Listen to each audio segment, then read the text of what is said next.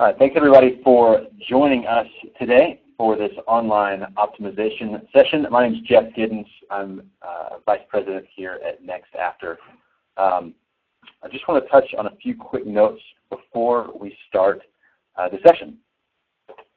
Number one, we get this question a lot. We'll be sending out a recording of this optimization session as well as the slide deck after the meeting is over.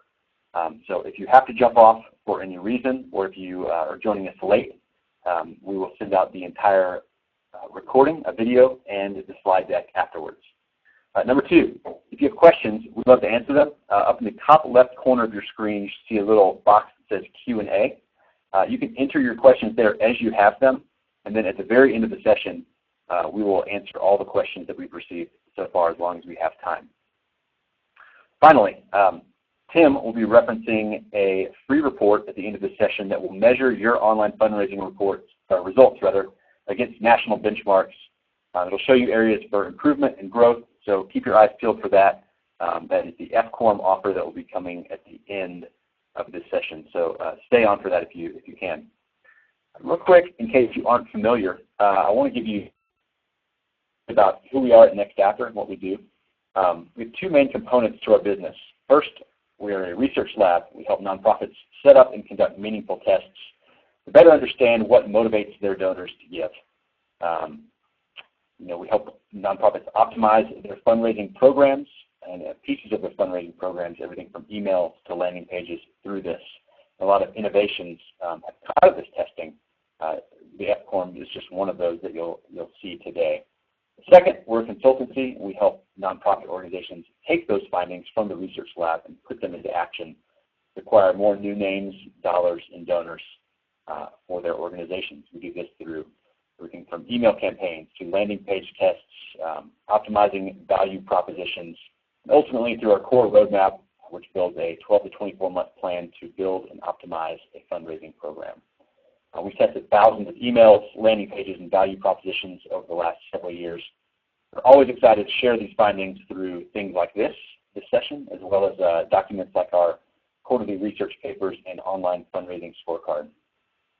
All right, with that, I'm happy to introduce Tim Kachuriak, Chief Innovation Officer here at Next After, who's going to show you how to increase your fundraising revenue by optimizing 3 key metrics.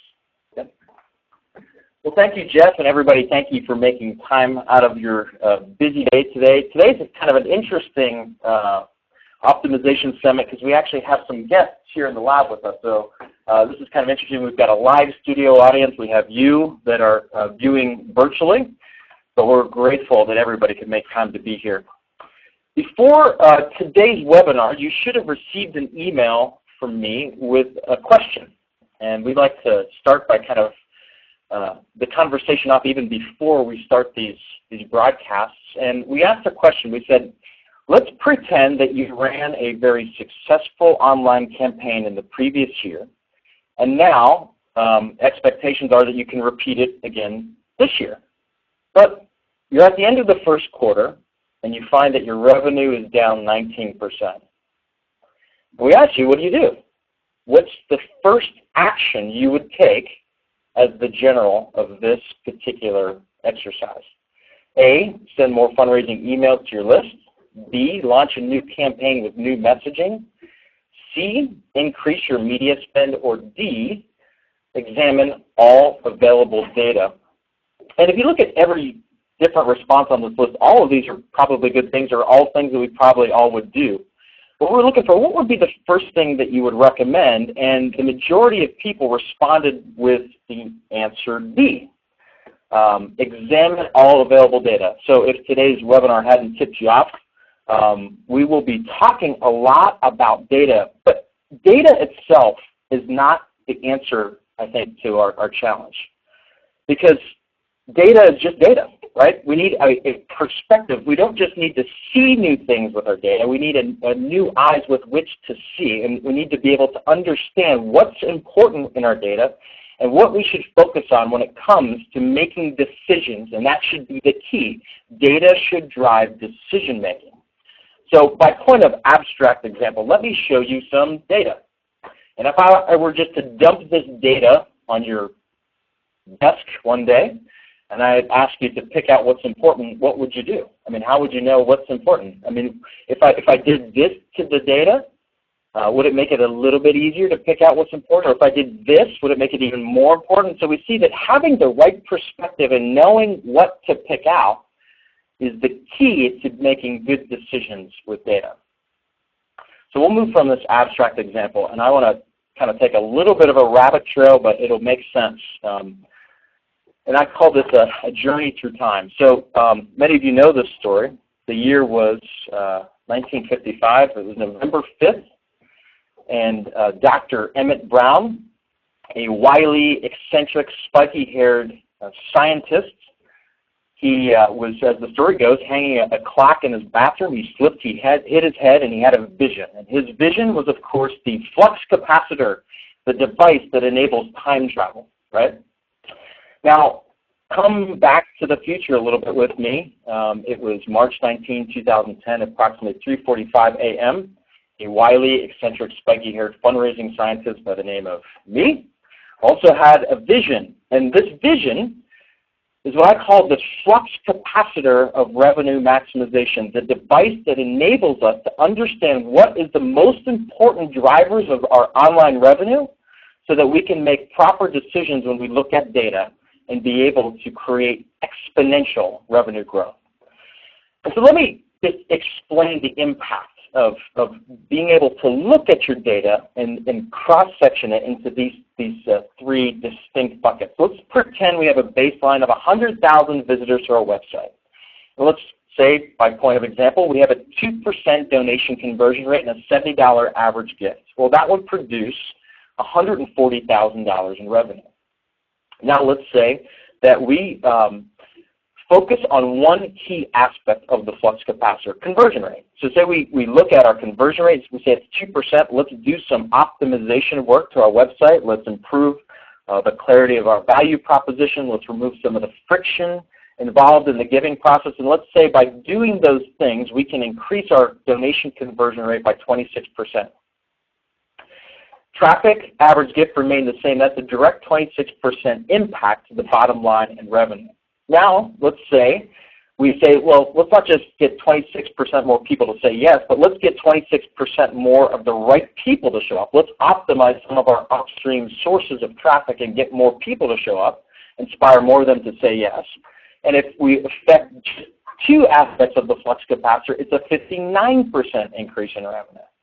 But if we can impact all three of these key metrics, traffic, conversion rate, average gift simultaneously, it gives us the opportunity to create exponential revenue growth. We can double our revenue by making incremental gains in each of these key areas.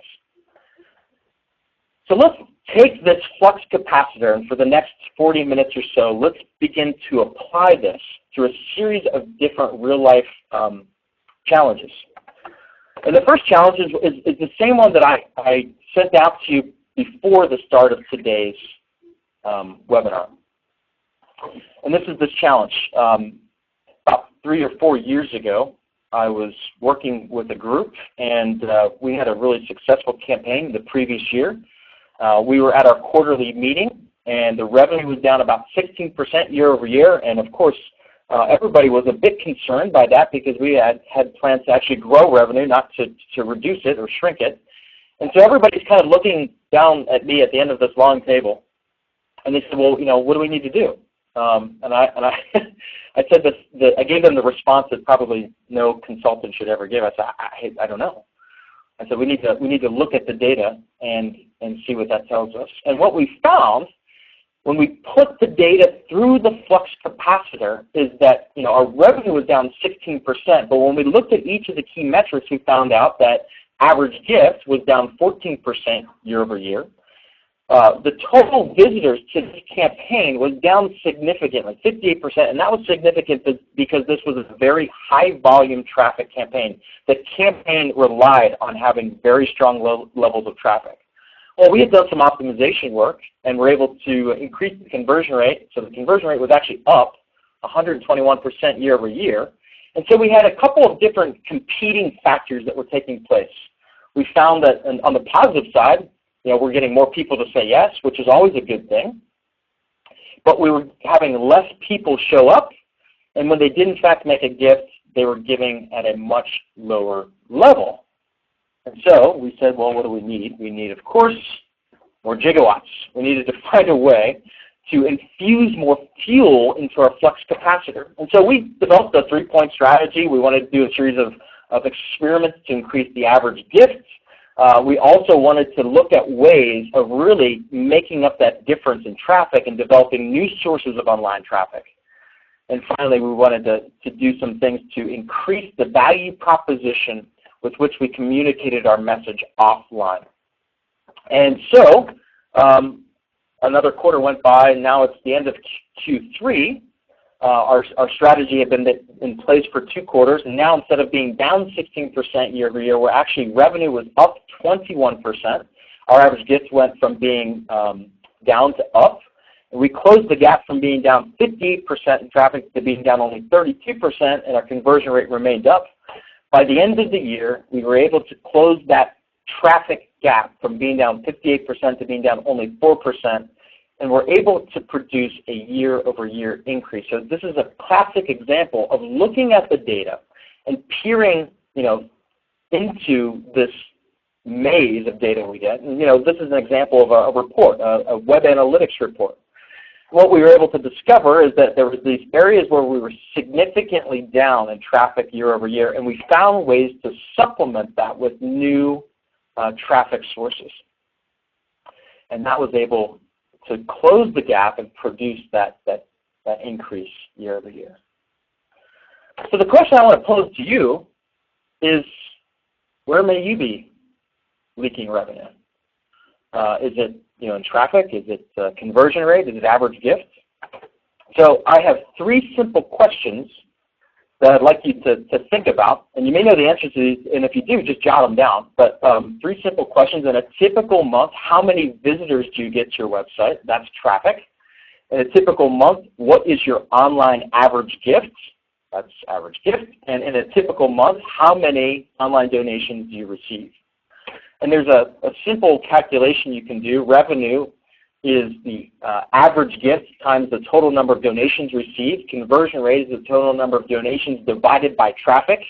And you can compute your revenue as a factor of traffic, conversion, and average gift. Now, if you don't like to do manual mathematics, like I do not, then as Jeff mentioned, we'd like to do it for you. We have a simple report that we generate. Based on the answers to those 3 questions, if you go to nextafter.com/FCORM and you answer those 3 questions, we will send to you within the next 24 hours your own personal customized FCORM report. And what this will give you is your scores in each of these 3 key areas of traffic, conversion rate, and average gift and revenue, and compare those to industry benchmarks. Okay?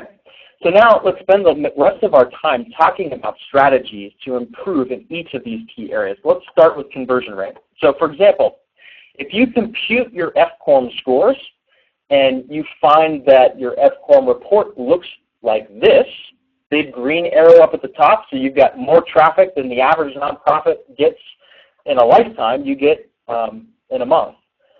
In terms of conversion rate though, probably not as great, 98% below the benchmark. So if your FCORM report looks like this, you may have a conversion rate issue. The place where you may be leaking revenue is related to conversion rate. So let's talk about ways to optimize your website and increase that conversion rate. And a conversation about conversion rate always needs to involve a conversation about the funnel. So if you've been on other optimization sessions like this, you may have seen this slide before. The traditional online donor funnel kind of looks like this. We have different ways of getting traffic, visitors to come to our website. We're trying to move them from interest to involvement to investment, trying to take visitors, turn them into prospects, prospects turn them into new donors, and new donors into key multi-year donors, and hopefully turn some of those donors into very passionate and very committed advocates for our organization that become ambassadors and inspire other people to give. And so I started thinking about this several years ago, this funnel, and how do we go about optimizing this? And this quest to discover how to optimize the donation funnel actually led me out of the nonprofit space into the for-profit space, and I got connected with a group called MEC Labs, which is the parent company for Marketing Experiments and Marketing Sherpa, and they are doing some of the most pioneering work in the area of optimization science. They work with some of the largest corporations on the planet. They've tested over 1 billion emails, 10,000 different conversion paths. They host optimization summits throughout the year and have even certification courses that they offer to train marketers to be better at optimizing their marketing to get better and better results. And as I began to examine their methodology, I had become just amazed at their ability to take some of their research and codify the variables that actually lead to conversion. And the first thing that MEC Labs teaches is that the funnel is a very useful analogy because all of our marketing should be designed to influence decision. It should move people to take action. But the problem with the funnel, the way we perceive it actually distorts reality. People are not falling in the top. They're actually, in fact, falling out of the bottom. People, gravity is not working for us in this case. Gravity is, in fact, working against us. And you know this by looking at any of our conversion rates. We're not getting 90% conversion. We're getting 2% conversion or 4% conversion, or we're high-fiving. I mean, we live in an industry where 96% failure rate is tremendous success, right? And so MEC Labs says, in order to get a proper perspective, we have to flip the funnel upside down, invert it, and see that people are not actually traveling down the center. What they're in fact doing is climbing up the sides, and each side of the funnel represents a different conversion pathway. So if you think about it like this, it looks more like a mountain. And up at the top of the mountain is our macro yes. So for example, if we want people to give a gift, our macro yes may be to get somebody to give a gift. But in order to give a gift, they must navigate a series of micro decisions that take place. So for example, if I send out an email, and this email is a solicitation email, well, the first thing I need you to do is open the email. Then I need you to most likely read the email, and then you must click on the email, and then it takes you to a landing page, and you must navigate a series of decisions when you get to the landing page that maybe move you to a donation process. And you get to a donation process, and there's a series of micro decisions even between each of the different fields that you have to fill out in the process. So what MEC Labs says is, well, what is the force that propels people through this inverted funnel? And what they have determined is that it is the message. And the essence of the message is, in fact, the value proposition, which is very simply stated, does the perceived value outweigh the perceived cost? And we have to think of this not at the macro level, but at the micro level. So at each of these different micro decisions that takes place in our marketing, we have to move it from cost-heavy, value-light to value-heavy, cost-light. And we need to get a continuous chain of unbroken yeses to reach our ultimate goal, because it takes a continuous chain to reach the summit, to get that macro yes, to get our ultimate yes, or to get a donation. But it only takes one no to undo a series of these micro yeses along the way. And so through the course of their research, MEC Labs has developed a number of these different conversion heuristics, and I find these to be incredibly useful as it relates to testing and optimizing and focusing on the right aspects of our marketing to get better and better results. And so here's an example of the conversion heuristic. Conversion equals 4 times visitor motivation plus 3 times the clarity of the value proposition plus 2 times incentive minus friction minus 2 times anxiety. Within this formula are both value factors, and there's also inhibitors, things that actually slow people down and stop them in their tracks. Okay, so how do we take this and actually build a strategy around some of this work that has been done, some of this groundwork that's been laid in the area of optimization science? So as it relates to conversion, we've identified 3, and there's actually many, many more, but for the purposes of today's session, we're going to focus on 3 key ways that you can optimize your donation conversion rate. The first one is reducing the amounts of friction in your online giving experience. And again, if many of you have been on some of these sessions before, you may have seen this next example. But I want to walk you through what friction feels like to a donor. Because often, I could say that friction is anything that causes psychological resistance to a given element in the giving experience, and that may make intellectual sense. But I think we need to understand what it feels like to the donor. So I'm going to use this example, which I use all the time, of World Vision. This is from quite a few years back. So to my knowledge, the same process is not in place. But this is a screenshot from a microsite campaign for a fundraising initiative, the 30-Hour Famine. And so the whole purpose of this initiative is to raise funds. So if I came to this website with an intention of giving a gift, where would I click? Well, there's lots of different buttons and links and images, and it's a beautifully designed website, wonderful imagery. If I came here with an intention of giving a gift, it may take a second or two to locate, but up there in the upper right-hand corner is a donate link. So I click on that probably. Then it would take me to this page, and at that point, in this point in the process, I start to get a little bit anxious. My eye is drawn to the center, the main content area of the website, this main central column. The first link I encounter says where your donations go, which is helpful, but that's not what I want to do. I want to donate. There's a big old button that says search for a student or group. What does that mean? There's a big question mark that says looking for your page. Well, no, I'm looking for a way to donate. To search for your page, click here. To create a fundraising page, click here. Then there's some buttons on the right. Share this. Sign up now for what exactly? Ask your question. Okay, 1-800-7-FAMINE. How do I donate? Or get more info, or join us. There's all of these different things that I can do, but none of them are clearly aligned with my intention, my motivation for coming to the website in the first place, which is to give a gift. Well, believe it or not, if I'm perseverant enough, I hit the green back button enough times after striking out, I might discover this little link down here in the bottom left-hand corner, far outside of my eye path. It says, discover more ways to help. Well, in fact, that is where you need to click if you want to give a donation. And that then takes you to this page. Now, at least on this page, I see a big old orange donate button, which aligns with my intention, so I've clicked that. But the problem is that most people wouldn't make it past that second step.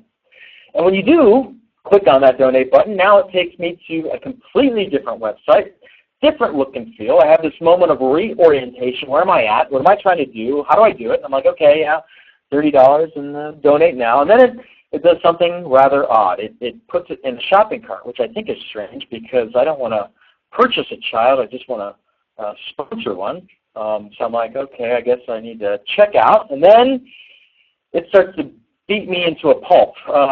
Now it says I got to create an account. So I fill out some information, and I hit continue. I fill out more information, and I hit continue. I fill out more information. I hit continue, more information. I've clicked 10 times and still have yet to hit that wonderful submit button. And by the way, submit is a horrible word to use to describe what you want people to in fact do. It's almost like we're saying we're beating you into submission. Submit. Bow down before the lords of marketing and admit that we have conquered you once again as you fork over your money. And this is the experience that we leave the donor with. They are exasperated as they go through the process. This is what friction feels like to the donor, right? And so one of the ways that we can actually make to experience better results and make it easier for the donors is by simply just removing a lot of the steps involved with giving a gift. So compare that last experience with something like this. Right there on the same page that communicates the value proposition, we have a contextualized opportunity for people to respond with a financial gift.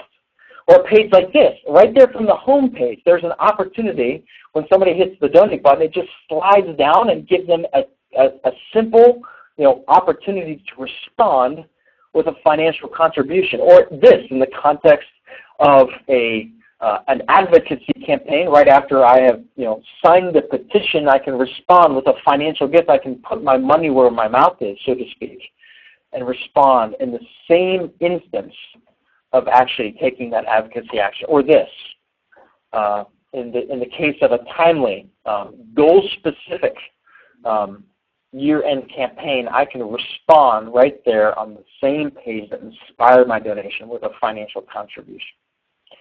So one of the simple ways that you can optimize your conversion rate is by simplifying the donation process and removing as much of the friction that you put between the donor and the completion of that donation process.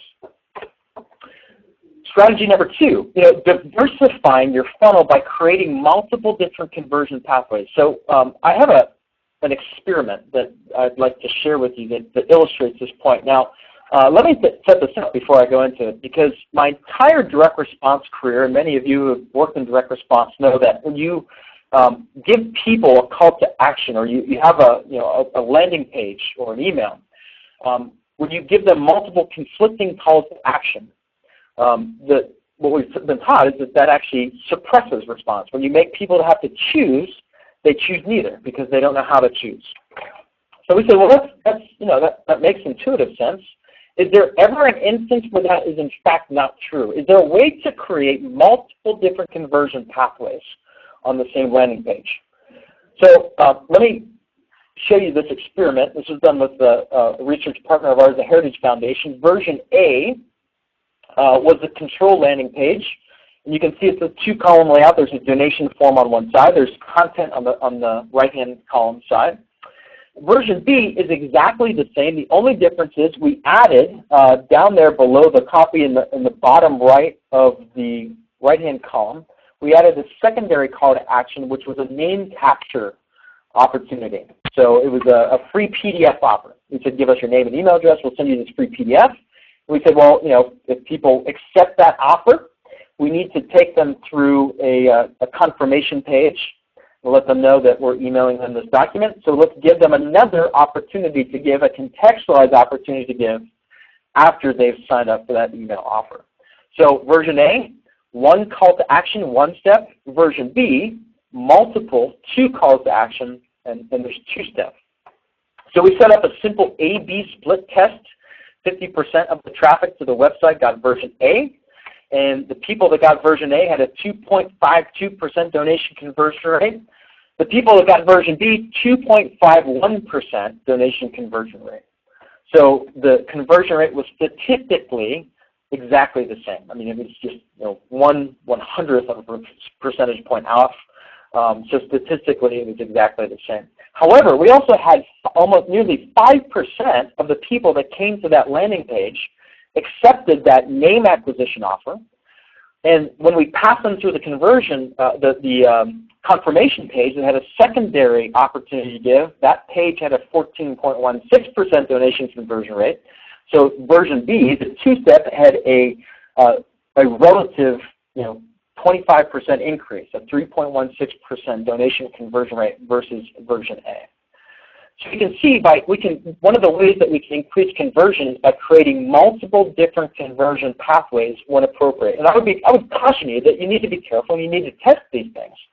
But this proves that there's an opportunity to take people that have a different motivation set when they hit that page. That these people obviously were not interested in donating, but they were interested in that offer. And after accepting that offer, they were actually much more interested in giving a financial contribution. Point 3 is related to the value proposition. We have done a lot of experimentation around the value proposition. And so here's an experiment I want to look at here. This is an A-B split test that we did with a research partner. The control version of the landing page on the left-hand side was this 2-column layout, and we had done a series of experiments to make small little changes, and we got gradual improvements, and we got small gains along the way. But then we said it's time to do something radical. We need a radical redesign. We need to challenge all of our thinking and create a completely different recipe. And so we did. And version B, the treatment on the right-hand side of the screen, is what we came up with. It's very small to fit on the screen here, but this is a very long form page, single column. It scrolls forever, and we did the unthinkable. We buried the donation opportunity at the very, very end of the page. Now, if we read our best practice guides, everything says that it's got to be above the fold, above the fold, above the fold. But we said, well, we think we need to use the fold. We need to use, the page we need to use the geography of the page to map to the chronology of the mind, and we need to convey a strong value proposition. We need real estate to do that. And so we set up a simple A/B split test, and what we discovered was pretty amazing. 74% increase in donor conversion with the long form page with the donation form at the bottom. Now, that also produced a 274% increase in revenue. Here's another experiment that illustrates this point. This is with the Senator Cornyn's campaign. Version A is the control. This is what their main donation page on their website looked like. Bunch of donation options, picture of the senator, fine-looking gentleman, perfect for a Texas senator leaning up against the fence, Texas cowboy boots on, the whole deal, right? But we said, well, what if people get to this page and they need to be, motivated to take action? I mean, what do I use to actually, what are my visual cues besides the very handsome-looking picture of the senator? And so we said, well, let's put some copy there to convey a value proposition. Why should I give to you, Senator Cornyn, rather than some other campaign or nothing at all, right? And so we just put some copy there that answered that simple question, and we did an A/B split test, and it produced a 258% increase in donor conversion rate. And through our experimentation, what we have discovered is that the force with which you communicate your value proposition is the single greatest factor that's within your own control that's going to affect your conversion rate. And so I would encourage you to think about what are the things that we can do at the point of donation to communicate value, to communicate an answer to the question, why should I give to you rather than some other organization or not at all? Now, one of the things that is like one of my greatest joys with Next After is we get to work with a lot of groups, and our whole motto is about empowering and equipping organizations to create their own internal perpetual optimization machines internally. And I got an email just yesterday, and I reached out to the folks over there, and I said, do you mind if I share this with the folks on our webinar today? And they said, sure. So this is an actual live report that one of our clients, the Heritage Foundation, they gave to their development, in their big development meeting. All the department heads were together, and they were showing them the series of experiments that they did that has led to already a six-figure increase. So, over $100,000 increase in donations to their main donation form just this year so far. So here's what their donation form looked like before, and we invited the MEC Labs folks, we invited the Heritage folks to attend the MEC Labs Optimization Summit back earlier this year. And while at the summit, they were talking a lot about value proposition and the importance of value proposition. And so the folks at Heritage really took that to heart, and they said, let's do an experiment around our value proposition. So this is what the main donation page looked like before, and it conveys a value proposition. It says, help advance principles made America great, join hundreds of thousands of people, and give a contribution today. Great. 7 buttons, give your gift, right? So what Heritage did is they said, well, let's expound upon our value proposition. And they increased the force of their value proposition by communicating additional claims of value. We've got more than 600,000. We have over 100 policy experts. We testify 40 times a year before Congress.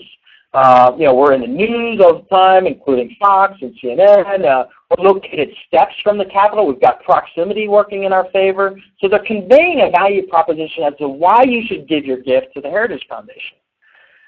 And what they discovered is that change produced an 18% increase in revenue per visitor to their website. But they didn't stop there. They said, well, what else can we do? What can we do? And this actually moves into our next section when we start to talk about increasing average gifts.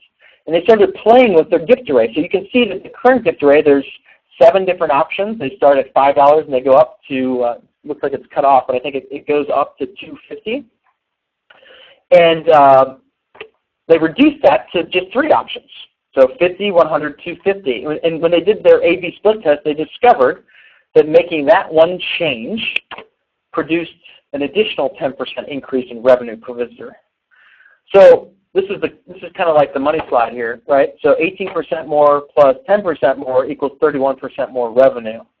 and we're just getting started. And this is one of probably about 20 different experiments that Heritage will do over the course of this year. And what's neat is, our client got to stand up in front of his peers and even some of his superiors and present this and show how by making small changes to the right areas of their website, they can have a significant impact in revenue. And that's good for him because he's getting, all the benefits of that in terms of recognition and promotions and hopefully raises and that. Hopefully that happens for you too. All right, so let's look at the second area, which is optimizing average gift. So if you get your FCORM report back and it looks something like this, where traffic is not really your problem, but maybe your average gift and maybe conversion rate's off, but we talked about that. But what do you do to increase average gift? What can you do to affect the amount with which people give when they give to your organization? And there's three key points that I want to hit on here. There's probably many more that we could explore, but today let's focus on a couple things. And the first one is kind of old school, or incentive for higher giving levels. Well, we've tested this, and we've been able to validate by offering a incentive at the point of donation to get people to go to the next level. We found that does in fact positively the number of people that go to the next level. But it doesn't always have to be giving people things. One of the incentives that we can use is the idea of a matching gift. And many of you probably have done something similar to this, but we've actually had the opportunity to test the campaign, both with the matching gift and without the matching gift. And based on this particular experiment, we found that it increases conversion rate by 24%, increases average gift by 3.5%. So we see that there's kind of two different ways that incentive can actually influence, not just the conversion rate, but also the amount with which people give to your organization. Number two, making small changes to the giving form itself can actually positively affect the amount with which people give. So here is a kind of a blow up of three different versions of a donation form. Version A, the control, and then version B and version C, treatment 1 and treatment 2. So by default, this organization, their donation form pre-selected the $25 giving level. And we said very simply, well, what if we just rigged it so that the $50 level was pre-selected instead of the $25 level? What we found when we did a simple A-B split test is that it increased the number of people at the $50 level by 44%. We're like, wow, that was easy. What if we not just pre-select it, but what if we highlight it in some way? And so we put this little box around it. Sometimes it's a red little translucent box, and it's a highlighted box. Regardless, it's a box. And what we found is that when we A-B split tested that versus the control, it had a 64% increase in the number of people giving at the $50 level over 25. And not only did it increase more people to give at that $50 level, but we saw a gradual migration up the scale. So we saw people actually gravitated to higher levels of giving when we launched each of these different experiments. So one of the simple things that you can do is if you're using a giving form that has a gift array, start experimenting with testing different levels and pre-selecting different levels of your form. And point number three, I'm going to keep beating on this drum because it just is so critically important, the force of the value proposition. So going back to this experiment that we looked at before, this long form Frankenstein-looking landing page versus this two-column layout, I told you that that when we did this test, we experienced a 74% increase in conversion rate. What I left out the first time, though, is that it also produced a 189% increase in average gift, and that's what combined inside the flux capacitor to create the 274% increase in revenue. So the question after this experiment that I had was why? Now, we expected, again, based on what MEC Labs has taught us, we expected to see an increase in conversion rate by communicating a stronger value proposition. What we did not anticipate is to see such a huge jump in average gift. And so we concluded something very, very critically important, and it should seem obvious. But there's a very distinct advantage that nonprofits have over for-profits. Do you know what that is? As it relates to online fundraising, as it relates to fundraising in general. The cool thing about being a nonprofit is we don't have a price. Our price is determined by our customer. Our donors determine how much they're going to give. And what we have concluded based on this and many other experiments like it is the biggest factor that influences how the donor interprets your value proposition and makes a decision to give is related to how you communicate that value proposition. When you communicate it with such tremendous force, not only do you get more people to say yes, but they in fact say heck yes, and they give at higher and higher levels. So the value proposition we see is not just important at getting more people to say yes in conversion rate, but also influencing that average gift. So we're going to keep moving. Optimizing traffic. Let's say that your FCORM report comes back and maybe conversion rate, you're doing good, maybe even better than benchmarks. And, there's certainly always opportunities for improvement, but that's not the biggest area of concern. The biggest area of concern is that you're just not getting enough people to show up. So what are you going to do to get more people to visit your website? What do you do when your FCORM report looks like this? Well, we've got a number of different things we can do. I mean, the obvious thing is, look, you can go buy traffic, right? Buy traffic, but that oftentimes can be very costly. And it's not just an issue of getting more people to show up, it's getting more of the right people to show up. So how do you maximize the people that are already coming to your website and get them to come back? How do we create repeat visitors? And one of the ways we can do this is by something, like capture, retargeting, and remarketing. That sounds evil, but it's not. Capture is probably the word, but we have a kind of an acronym that we use to describe the process that we've found to be helpful. And we call it the MSRC, multi-step remarketing and conversion. And this starts with having whatever kind of outbound marketing you have, advertising or email list rentals or social media posts, whatever it is you use to outreach. Instead of saying, hey, come and give a gift, come donate to us today, I mean, you're only going to get the people that click through that are highly, highly motivated to take that action. So what we instead like to say is, how can we create an offer that represents more value to the end user? How do we create something that represents significant value in the minds of the people that are receiving that message? And one way we do this is by creating things like quizzes or surveys or polls or ebooks or content offers or white papers or downloads, something that has a significant perceived value in the mind of the visitor. And so we use that in the marketing, which gets more people to click. So that gets more click-through rate. And once they get to this experience, then we enable them to go through, if it's a quiz, they go through a series of questions that are designed to get their thoughts oriented around our particular issue or topic or cause. And when they get at the end of that experience, then we present them with some type of offer. Maybe that is a content offer like an ebook or a download or a petition that they can sign or an open letter, something where they actually have to give us their name and contact information, and which opens up the opportunity for us to recontact them. And then we have a series of remarketing kind of opportunities that take place. So let me give you a point of example. So in this case, the main experience leads to this petition offer here. So we give people an opportunity to sign this open letter. We capture the name and email address at this point in the process. Once somebody signs that, we have a serial call to action. So the very next thing that they see is an opportunity to give a gift. So the next step is give a gift. If they give a gift here, great. If not, they are tagged and they receive a series of remarketing banner impressions that take place. So our message kind of follows them around the internet. So we constantly keep that brand in front of them.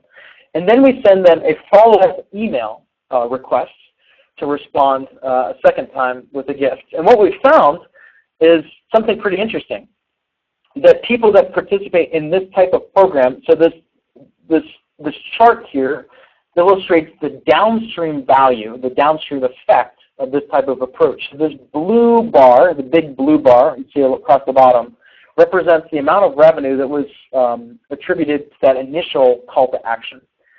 And then all these other bands are the different remarketing channels. So we see that over time, by capturing the person's name, by cooking them in our system, and keeping our message in front of them and giving them multiple different opportunities to respond through a series of different kinds of engagement and different kinds of solicitations, we see that the downstream value is about 2 times the value of the initial dollars we raised from that initial offer.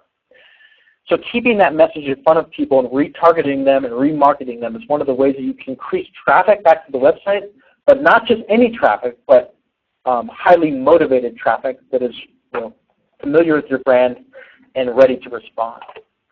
Number 2, incentivizing the behaviors that lead to increased visits. So we've been experimenting with more and more ways to gamify the reasons why somebody would come back to the website. And we've done these in a number of different ways, from very basic to very elaborate. In this particular example, we did a whole campaign around this concept. So we created a virtual marathon. We invited people to participate, and we had a series of different online engagements that facilitated the kind of behaviors that we knew would get people to come back to the website and invite other people to come back to the website. So, for example, every day that they came back to their race dashboard page, they would get bonus distance by just clicking on this orange button here. And so this incentivized people to come back to the website over and over and over to collect their bonus distance. But we also had, a daily question. One of the things that we wanted people to do is to have an understanding of what the organization does and why their value proposition should resonate with them. And so every day there's a daily question. If they know the answer to the question, great. If not, we give them a link to a hint sheet that takes them to a page on their website where they can actually read information and come back and answer the question with the correct response and earn some more distance, and their avatar moves across the screen. So we created this daily engagement designed to get people to go back to the website and to read content and to understand more about the organization. The other thing we did, we said, well, let's find ways to have people pass the virtual baton in our virtual marathon and invite their friends to participate. And so we had ways for people to recruit others into the race through email and Facebook and Twitter, and every time that they recruited one of their friends, they actually earned points and they gained mileage in this virtual marathon. And so there's a variety of different ways that people could do that. So coming up with ways to gamify and incentivizing behaviors, either through some type of game or point system with prizes, or by simply providing people an opportunity to see how they can actually influence others and have impact in getting people to join them in the cause. The third strategy that is an opportunity for you to optimize traffic is by optimizing some of the upstream sources of traffic. And one particular example, it relates to email. And so if you have attended last month's optimization summit, you may have heard me talk about this email heuristic developed by Mech Labs, where email marketing effectiveness equals relevance times offer plus incentive minus friction minus anxiety. And we talked about the different types of factors that are packed inside of this heuristic. We've got value factors of relevance, offer, incentive, and we have inhibitors of friction and anxiety. And we looked at different ways that we can apply this to the email process. So in this particular example, this is an email solicitation that was going out to a series of rented email lists for the purpose of acquiring new donors to the organization. Version A was the control version of the email, which was performing well, but we said, gosh, what if we could make it even better? And so we spent some time thinking about what we could change to communicate a stronger value proposition, increase the motivation of people to click through to the landing page. So increasing our traffic to our landing page was the goal. And we made one small change to the very last sentence of the email. And what we found is that one tiny little change led to a 139% increase in click-through and a 42% increase in revenue. Well, that 139% increase in click-through is a 139% increase in traffic from this specific initiative. So we can see by optimizing some of our upstream sources of communication, we can affect our traffic and get more people to show up, and not just anybody, but people that have higher motivation sets. And so if I blow up the original and the optimized version, the original call to action read like this: please accept this invitation to stand with President Mrs. Bush by making a tax-deductible online contribution now. That sounds like a typical call to action we might make. The optimized version read like this: please accept this invitation to become a charter member of the George W. Bush Presidential Center. So very subtle but very, very important difference between these two different offers. What conveys a stronger value proposition, making a tax-deductible online contribution or becoming a charter member of the George W. Bush Presidential Center? Well, clearly, the data bears it out. 139% increase in click-through. And one of the things that we find when it relates to optimizing email appeals is that we need to get clarity around what is our goal of an email. I mean, it could be any email. The goal of any email should be to inspire somebody to click. If we try to sell the donation every time in an email, a couple things happen. People start to tune you out.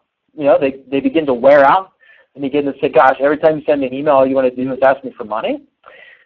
Whereas the goal of the email should just to give people enough information that they say, I'm interested, I need to know more, and they need to click through to get the rest of the story. So very simply, just focusing your call to action instead of selling the donation, on then selling the click to the landing page where they can discover, and creating that gap between what people know and what they don't know. And we found that this over and over and over again increases the amount of traffic that we're able to generate to our landing page and to our website. 257% increase in click-through in this particular example. Another similar example, again, just changing the content of the message where it's not focused on getting a gift, but just focused on getting people to the landing page. And on the landing page, do the job of selling the gift. And in this example, 369% increase in click-through, which is 369% increase in traffic. More traffic is more opportunity to convert some of the people that would have said thanks but no thanks if we made our ask just in the email. And this same principle can apply not just to emails but to banner ads or social media posts or any other sort of outreach channel that you use that is upstream from your donation form. So I know I went through that at pretty quick pace. And you may be asking yourself, well, this is great, but so what? What should I do to begin the process of optimizing my online revenue? How can I begin to kind of take hold of the flux capacitor and be able to use this to help me in my role as a fundraiser? And what I would encourage you is to take some advice from G.I. Joe. Many of you, I don't know what generation you're from, but I grew up watching G.I. Joe, and there was always kind of like the last scene, and G.I. Joe would stand there in front of a group of kids, and he said, knowing is half the battle, right? So what we'd encourage you to do today is to find out what you don't know. I mean, where are you at as it relates to these three key aspects that are going to drive your revenue? So go to nextafter.com/FCORM and answer these three questions. In a typical month, what's the average number of visitors that you get to your website in a typical month? How many online gifts you get? And what is your average online gift? If you can give us those three pieces of data, and again, we'll hold that, of course, in the strictest of confidence, but we've got people on standby here. We will prepare your own personal FCORM report. We'll send it to you.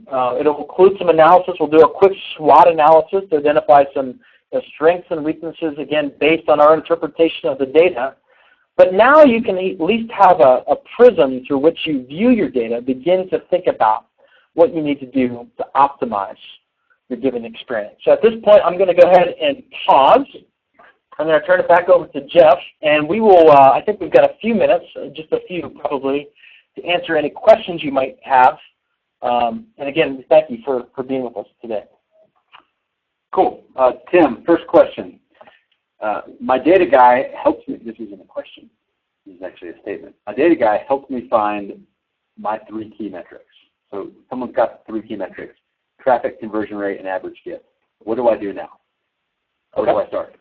Yeah, I mean, well, the first thing that I would encourage you to do if you've got these three data points is, again, go to nextafter.com/FCORM and input those into the form that you see there.